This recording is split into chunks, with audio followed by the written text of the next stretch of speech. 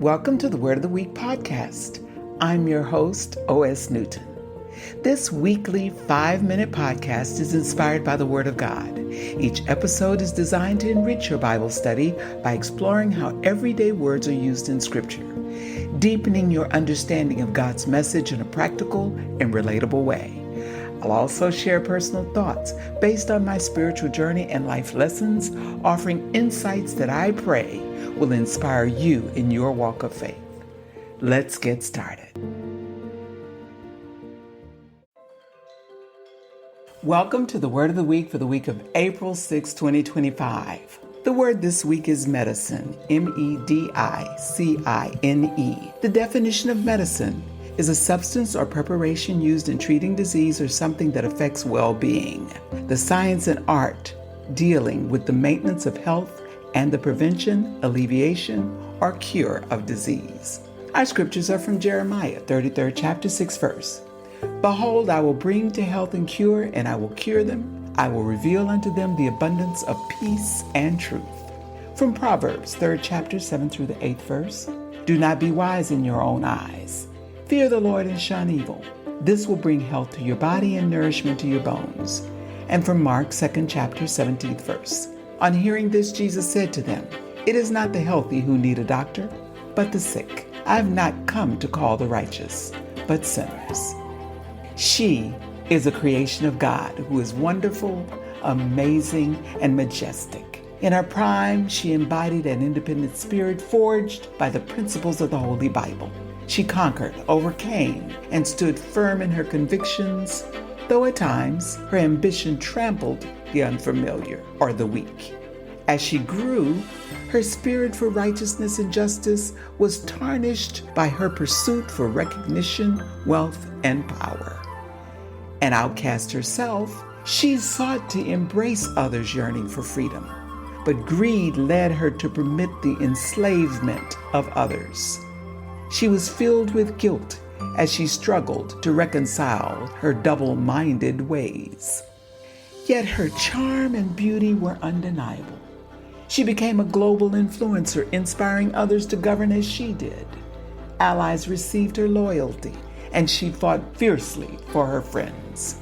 She became a beacon of hope for those seeking opportunities, a source of education for those seeking knowledge, and a symbol of liberty for those seeking freedom. Even her enemies respected and feared her. They sought her out for wisdom and economic support. In time, she realized her double-mindedness hindered her greatness. A revival transformed her, aligning her closer to her original ideals. Realizing that she was beautifully and wonderfully made, she embraced her flaws and cherished all that God had created within her. She thrived, sharing her blessings and resources generously. She was more than acceptable. She was the best. She rose from humble beginnings to be considered the most beautiful in the world. The world applauded her, catered to her, and pursued her. Her power and influence seemed boundless. She used the creative gifts God gave her to prosper, with enough to sustain herself and to bless others. She was the one. Over time, she became indulgent and obsessed with power. In God We Trust faded in importance as she pursued power that replaced her dependence on God. She consumed, negotiated, and bought as though limits did not exist. The shining star soon grew bloated, sluggish, and self-absorbed. Her strength gave way to sickness. Her boldness turned into paranoia. She began to distrust her friends. She stared in the mirror and no longer recognized her beauty. The very laws that governed her life now felt like shackles. She is now sick, covered in sores, and in desperate need of healing. But instead of turning to God, the great physician, for medicine to cure her, she is instead depending on man-inspired remedies. She isolates herself, hoping to avoid contamination. She invents new currencies to protect her wealth. She's cutting off parts of herself she deems flawed, ugly, or unacceptable, thinking this will preserve her beauty. She follows the advice of the richest men on earth, hoping their strategies will save her.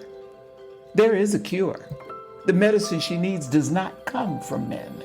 It cannot be bought.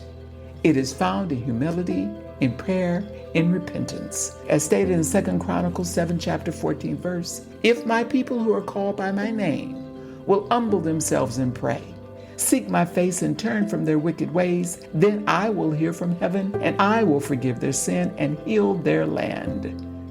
We know her, we love her, and we long to see her restored to her former beauty, honor, and strength among the nations. We call her the United States of America. God's medicine can save her. And if we all yell loud enough, I am confident that she will hear. God bless you. Oreen out.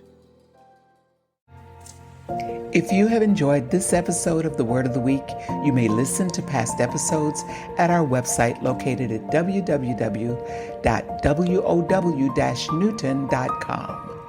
Don't forget to subscribe. As a subscriber, you will receive the Word of the Week by email and become eligible to enjoy other valuable benefits. Feel free to email me personally at osnewton@wow-newton.com.